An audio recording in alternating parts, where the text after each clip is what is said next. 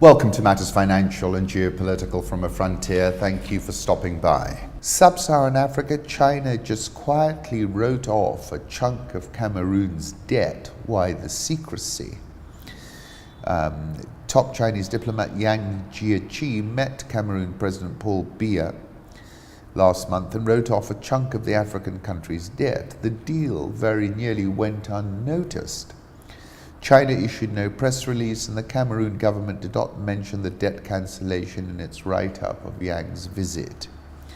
It was only when a Chinese news report later alleged that Beijing had written off 3 trillion central CFA francs, $5.2 billion, of Cameroon's debt during Yang's trip that the existence of a deal emerged. The figure was incorrect.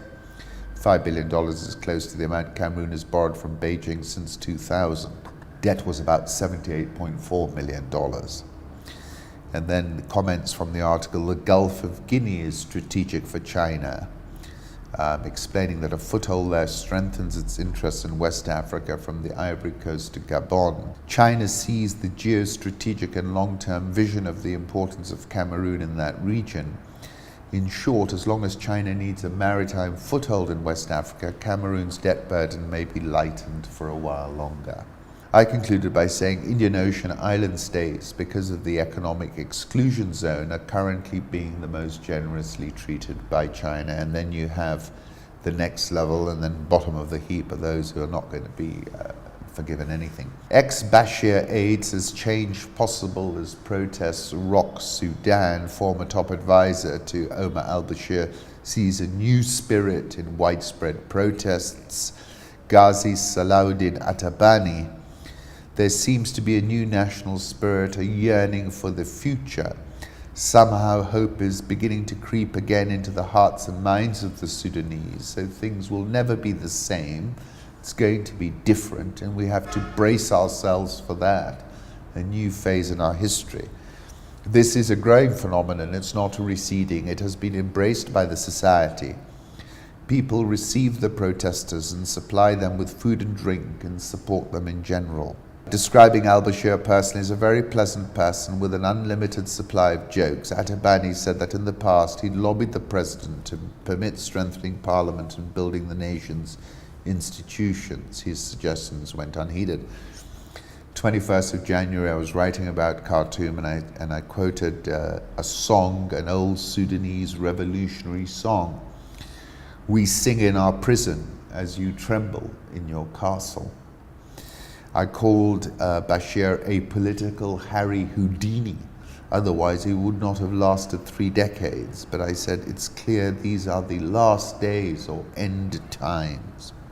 One day we were able to support who we wanted, and the next they came back like before with guns and whips and batons. This is Zimbabwe. The bitter reality of Zimbabwe's political transition offers lessons for countries such as Venezuela, where Nicolás Maduro is clinging to power in the face of mass protests and economic collapse. For if you think it's easy to fix a broken state after the decades-long reign of one brutal leader, Zimbabwe shows that's not the case. They say one thing, talk of freedom and openness, let it happen for a while. Then with no warning, it's back to the old tactics they always used. Saying that Venezuela was blessed with resources, Zimbabwe had grain surpluses, tobacco rivaling the quality of that produced in Virginia, functional road and rail network. Venezuela boasted oil. Zimbabwe's potential was boosted by platinum and chrome. It had a phenomenal agricultural industry, and had Zimbabwe kept that pace of development and growth, you would probably have seen it develop into a significantly powerful neighbor for South Africa. Mnangagwa, of course, has been running around quoting his mantra, Zimbabwe is open for business. And then it's a very detailed article, well worth reading in full. After 25 years of turmoil, the problems in Zimbabwe are long-term systemic. Zimbabwe's pressing concern is an economic one, but it is intertwined with a political one. 21st of January, I said it's the end game in Harare, Khartoum, and Kinshasa. I said, what is clear to me is that Zimbabwe is at a tipping point moment. The mind game that ZANU-PF played on its citizens has evaporated in a puff of smoke. This is the whole Zolars and parallel currencies.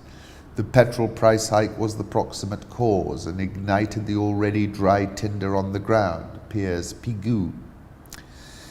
Sam Farai-Monroe, the government can switch off the internet, but not the frustrations of millions of people, and that's the point. South African all shares up 1.24% this year. Dollar versus Rand, 13.4233. I think the Rand retraces back towards 1380. Witches, the Economist, the EIU predict victory for Atiku.